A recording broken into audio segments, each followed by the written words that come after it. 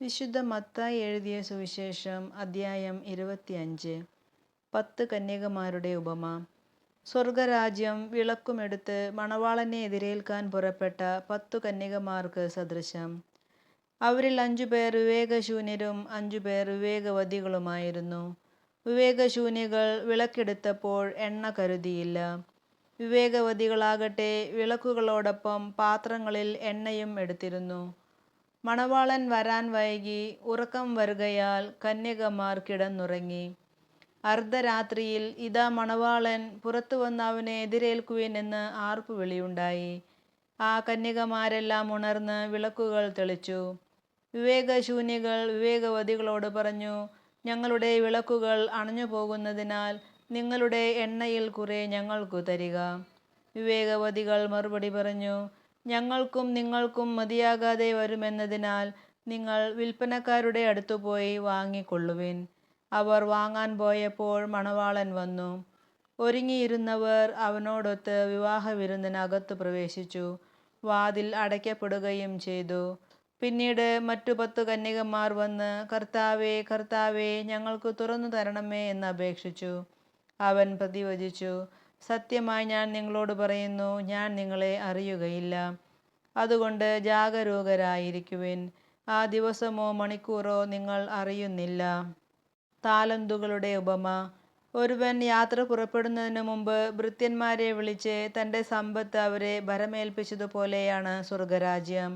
അവൻ ഓരോരുത്തൻ്റെയും കഴിവനുസരിച്ച് ഒരുവന് 5 താലന്തും മറ്റൊരുവന് 2-ഉം വേറൊരുവന് 1-ഉം കൊടുത്ത ശേഷം യാത്ര പുറപ്പെട്ടു. 5 താലന്തു ലഭിച്ചവൻ ഉടനെ പോയി വ്യാപാരം ചെയ്ത് 5 താലന്തു കൂടി സമ്പാദിച്ചു. 2 താലന്ത് കിട്ടിയവനും 2 കൂടി നേടി.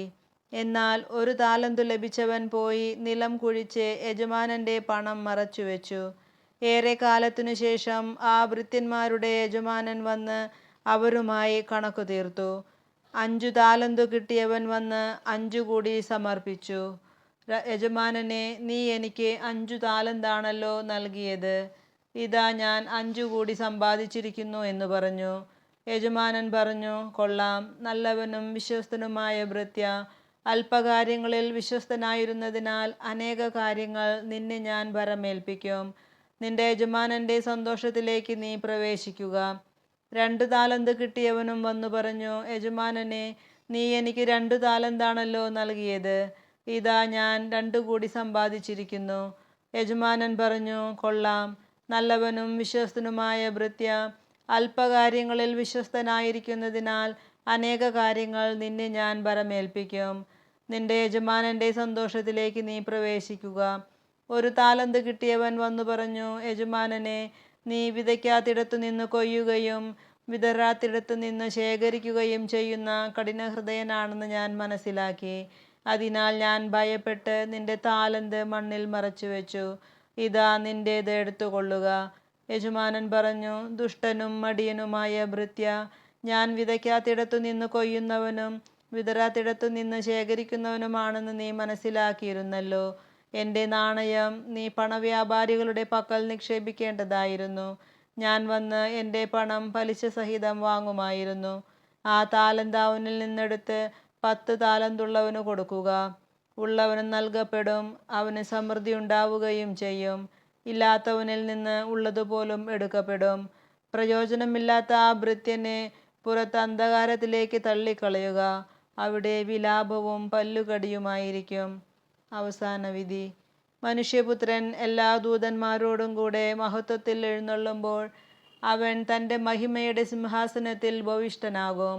അവൻ്റെ മുൻപിൽ എല്ലാ ജനതകളും ഒരുമിച്ച് കൂട്ടപ്പെടും.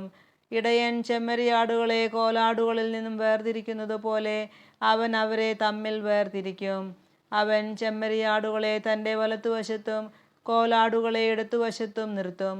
അനന്തരം രാജാവ് തൻ്റെ വലത്തുഭാഗത്തുള്ളവരോട് അരുളി ചെയ്യും, എൻ്റെ പിതാവിനാൽ അനുഗ്രഹിക്കപ്പെട്ടവരെ, വരുവിൻ. ലോകസ്ഥാപനം മുതൽ നിങ്ങൾക്കായി സജ്ജമാക്കിയിരിക്കുന്ന രാജ്യം അവകാശപ്പെടുത്തുവിൻ. എന്തെന്നാൽ എനിക്ക് വിശന്നു, നിങ്ങൾ ഭക്ഷിക്കാൻ തന്നു. എനിക്ക് ദാഹിച്ചു, നിങ്ങൾ കുടിക്കാൻ തന്നു. ഞാൻ പരദേശിയായിരുന്നു, നിങ്ങൾ എന്നെ സ്വീകരിച്ചു. ഞാൻ നഗ്നനായിരുന്നു, നിങ്ങൾ എന്നെ ഉടുപ്പിച്ചു. ഞാൻ രോഗിയായിരുന്നു, നിങ്ങൾ എന്നെ സന്ദർശിച്ചു.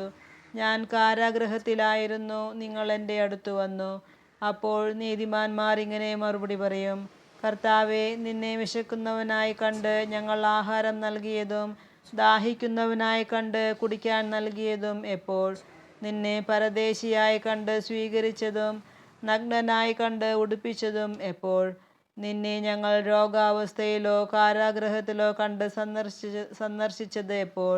രാജാവ് മറുപടി പറയും: സത്യമായി ഞാൻ നിങ്ങളോട് പറയുന്നു, എൻ്റെ ഏറ്റവും എളിയ സഹോദരന്മാരിൽ ഒരുവന് നിങ്ങൾ ഇത് ചെയ്തു കൊടുത്തപ്പോൾ എനിക്ക് തന്നെയാണ് ചെയ്തു തന്നത്. അനന്തരം അവൻ തൻ്റെ ഇടതുഭാഗത്തുള്ളവരോട് പറയും: ശപിക്കപ്പെട്ടവരെ, നിങ്ങൾ എന്നിൽ നിന്നകന്ന് പിശാചിനും അവൻ്റെ ദൂതന്മാർക്കുമായി സജ്ജമാക്കിയിരിക്കുന്ന നിത്യാഗ്നിയിലേക്ക് പോകുവിൻ.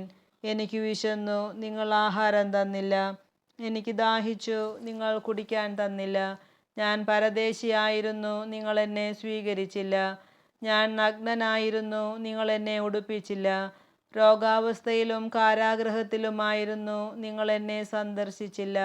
അപ്പോഴവർ ചോദിക്കും: കർത്താവേ, ഞങ്ങൾ നിന്നെ വിശക്കുന്നവനോ ദാഹിക്കുന്നവനോ പരദേശിയോ നഗ്നനോ രോഗിയോ കാരാഗൃഹത്തിൽ കഴിയുന്നവനോ ആയി കണ്ടതും നിനക്ക് ശുശ്രൂഷ ചെയ്യാതിരുന്നതും എപ്പോൾ? അവൻ മറുപടി പറയും: സത്യമായി ഞാൻ നിങ്ങളോട് പറയുന്നു, ഈ ഏറ്റവും എളിയവരിൽ ഒരുവന് നിങ്ങൾ ഇത് ചെയ്യാതിരുന്നപ്പോൾ എനിക്ക് തന്നെയാണ് ചെയ്യാതിരുന്നത്. ഇവർ നിത്യശിക്ഷയിലേക്കും നീതിമാന്മാർ നിത്യജീവനിലേക്കും പ്രവേശിക്കും. നമ്മുടെ കർത്താവായ മിശിഹായ്ക്ക് സ്തുതി.